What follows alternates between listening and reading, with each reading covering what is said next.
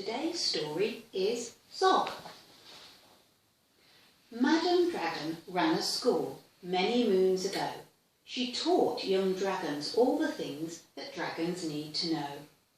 ZOG, the biggest dragon, was the keenest one by far. He tried his hardest every day to win a golden star. All the dragons in year 1 were learning how to fly. "Hi," said Madam Dragon, "way up into the sky.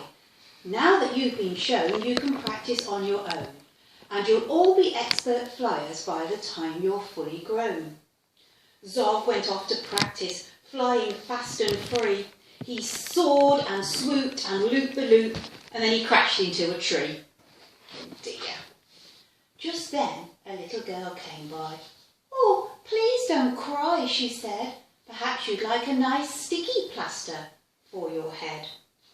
"Oh, what a good idea," said ZOG. Then up and off he flew, his plaster gleaming pinkly as he zigzagged through the blue. A year went by, and in year 2 the dragons learned to roar. "More," said Madam Dragon, "louder, I implore. Now that you've been shown, you can practice on your own, and you'll all be champion roarers by the time you're fully grown." ZOG went off to practice. He roared with fearsome force. He kept it up for hours on end, but then his throat grew hoarse. Just then the girl came by again. She said, "Oh, what rotten luck. Perhaps you'd like a nice soothing peppermint to suck." "What a good idea," said ZOG, and then up and off he flew, and breathing fumes of peppermint, he zigzagged through the blue. A year went by, and in year 3 the dragons learned to blow. "No," said Madam Dragon, "breathe out fire, not snow.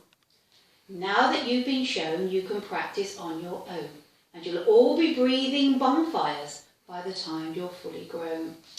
Zag went off to practice. He blew with all his might. He twirled around in triumph, and then his wingtip caught a light. "Oh, my goodness." Just then the girl came by again. She said, "You poor old thing, perhaps you'd like a nice stretchy bandage for your wing." "Oh, what a good idea," said ZOG. Then up and off he flew, his bandage flapping wildly as he zigzagged through the blue. All the year 4 dragons were learning, can you guess? "Yes," said Madam Dragon, "how to capture a princess. Now that you've been shown, you can practice on your own. You'll need to capture hundreds by the time you're fully grown." ZOG went off to practice. He tried and tried and tried, but he simply couldn't manage. "I'm no good at this," he cried. "I'll never win a golden star." And just then he saw the girl. "Perhaps," she said, "you'd like to capture me. I'm Princess Pearl." "Oh, what a good idea," said ZOG, and then up and off they flew, the princesses gripping tightly as they zigzagged through the blue. "Oh," said Madam Dragon, "our first princess so far. Congratulations, ZOG, my dear. You've won a golden star." ZOG was proud and happy, and Pearl felt good as well. She took the dragons' temperatures and nursed them when they fell. A year went by, and in year 5 the dragons learned to fight. "Right," said Madam Dragon, "here comes the real live knight." Up spoke the knight. "My name," he said, "is Gadabout the Great. I've come to rescue Princess Pearl. I hope I'm not too late." ZOG breathed fire and beat his wings. "You can't, she's mine," he roared. "Oh, no, she's not," yelled Gadabout and waved his trusty sword. The other dragons crowded round and watched them all agog. Who was going to win the fight, Sir Gadabout or ZOG? Then Princess Pearl stepped forward, crying, "Stop, you silly chumps. The world's already far too full of cuts and burns and bumps. Don't rescue me. I won't go back to being a princess. and prancing round the palace in a silly frilly dress. I want to be a doctor and travel here and there, listening to people's chests and giving them my care."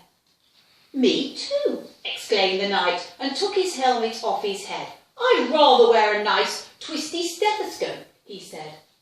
"Perhaps, Princess, you'll train me up," and Pearl replied, "Of course, but I don't see how the two of us could fit upon your horse." Then ZOG said, "Flying doctors! I'd love to join the crew. If you'll let me be your ambulance, then I can carry you." "Bravo!" said Madam Dragon. "An excellent career." And all the Year 5 dragons gave a loud, resounding cheer. Then Madam Dragon told the horse, "I really hope you'll stay. I'd let you be my pupil pet and feed you lots of hay." "What a good idea," said ZOG. Then up and up he flew, the flying doctors waving as they zigzagged through the blue.